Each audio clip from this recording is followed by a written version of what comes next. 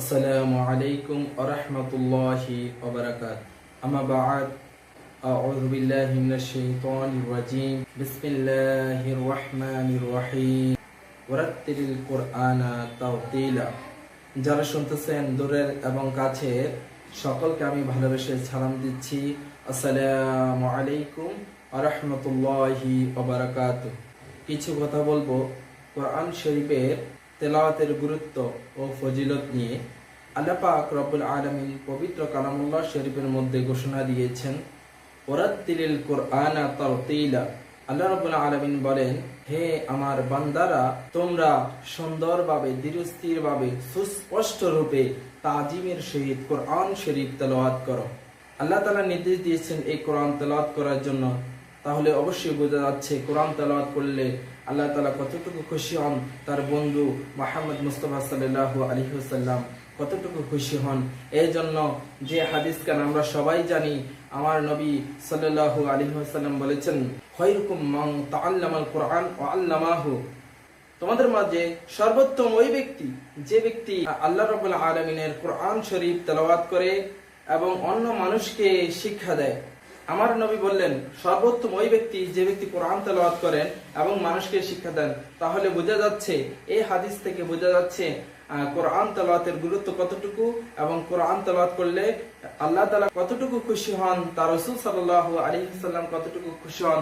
তাহলে অবশ্যই আমাদের ঈমানদার মুসলমানদের উচিত এই পবিত্র কোরআনুল কারীম তেলাওয়াত হযরত মুহাম্মদ মুস্তাফা সাল্লাল্লাহু তাআলা আলাইহি ওয়াসাল্লাম নুরানি জবান মুবারকে ঘোষণা দিয়েছেন, তাআল্লামুল ফারাইদা ওয়াল কুরআনা ওয়া আল্লিমুন নাস ফাইন্নী মাকবুদুন।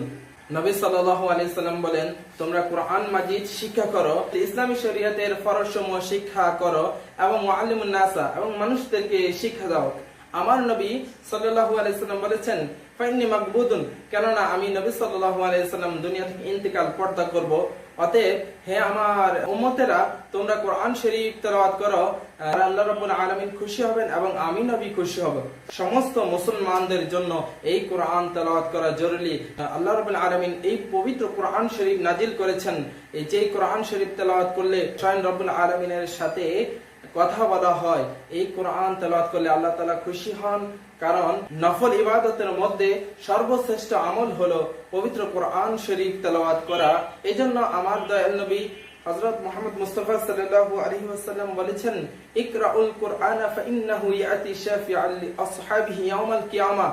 মুহাম্মদ মুস্তাফা সাল্লাল্লাহু আলাইহি ওয়াসাল্লাম বলেন, হে আমার উম্মতেরা, হে আল্লাহর বান্দারা, হে আমার উম্মতেরা, ইকরাউল কুরআনা, তোমরা কোরআন শরীফ তেলাওয়াত করো, আবৃত্তি করো, পাঠ করো, কেননা ওই কঠিন মুসিবতের সময় কিয়ামতের দিনে এই কোরআন শরীফ তোমাদের পক্ষে সুপারিশ করবেন। এজন্য আমার নবী বলে দিয়েছেন, হে আমার উম্মতেরা, তোমরা কোরআন শরীফ তেলাওয়াত করো। ওই কঠিন মুসিবতের সময় যখন কোন নফসকে উপকার করতে পারবে না, তখন তোমার পক্ষে কোরআন শরীফ, আল্লাহ তাআলার এই কোরআন তোমার পক্ষে সাক্ষী দিবে। কোরআন শরীফের একটি অক্ষর পাঠ করলে আল্লাহ তাআলা 10টি নেকি দান করে। যেমন পবিত্র কোরআন শরীফের একটি অক্ষর পাঠ করলে আল্লাহ রাব্বুল আলামিন তাকে 10টি নেকি দান করেন। আলিফ, লাম, মিম। আলিফ একটি অক্ষর, মিম একটি অক্ষর। এই 3টি অক্ষর পাঠ করলে আল্লাহ রাব্বুল আলামিন তাকে 30টি নেকি দান করবেন।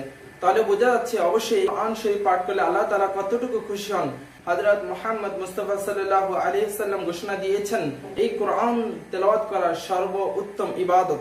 কোরআন শরীফ তেলাওয়াত করলে আল্লাহ তাআলা খুশি হন, কেননা যেই করে কোরআন শরীফ তেলাওয়াত করা হয় সেখানে আল্লাহ তাআলার রহমত নাজিল হয়, নবী সাল্লাল্লাহু আলাইহি ওয়াসাল্লাম খুশি হন এবং আল্লাহ রাব্বুল আলামিনের বেগুনা মাসুম ফেরেশতারা ওই ঘরসমূহের মধ্যে যাতায়াত করে।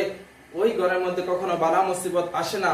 আর যে ব্যক্তি কোরআন অনুযায়ী আমল করে এবং কোরআন অনুযায়ী জীবন যাপন করে এবং তার যদি ইন্তেকাল এসে যায়, কবর শরীফের মধ্যে তার মুনকার নকিরের সওয়াল জবাব আসান হয়ে যায়। আল্লাহ রাব্বুল আলামিন তাকে দয়া করে এই পবিত্র কোরআন পাঠের উসিলায় তাকে আল্লাহ তাআলা জান্নাত দান করবেন। তাহলে বোঝা যাচ্ছে আমাদের সকল মুসলমানদের একান্ত কর্তব্য এই কোরআন শরীফ তেলাওয়াত করা। খুশি করার জন্য তার হাবিব মুস্তাফা সাল্লাল্লাহু তাআলা আলাইহি সাল্লামকে খুশি করার জন্য আসুন আমরা সবাই পবিত্র কোরআন শরীফ তেলাওয়াত করি। হযরত মুহাম্মদ মুস্তাফা সাল্লাল্লাহু আলাইহি ওয়াসাল্লাম বলেন, হে আমার উম্মতেরা, অবশ্যই তোমরা কোরআন শুদ্ধ রূপে পাঠ করো, কেননা আমার নবী বলেছেন রুব্বাতালিল কোরআন ওয়াল কোরআন ইয়াল আন, তোমরা কোরআন শরীফ তেলাওয়াত করো, কারণ কোরআন শরীফ তেলাওয়াত করো, ভালোভাবে শুদ্ধ রূপে তেলাওয়াত করো। আর এমন কিছু পাঠক আছে যারা পাঠ করার কারণে কোরআন তাদেরকে অভিশাপ দেয়। তাহলে বোঝা যাচ্ছে অবশ্যই আমরা কোরআন শরীফ শুদ্ধ রূপে পাঠ করতে হবে। এই জন্য কোরআন শরীফ আমরা ভালোভাবে পাঠ করব, সেই জন্য আল্লাহ তাআলা যাদেরকে তৌফিক দান করে।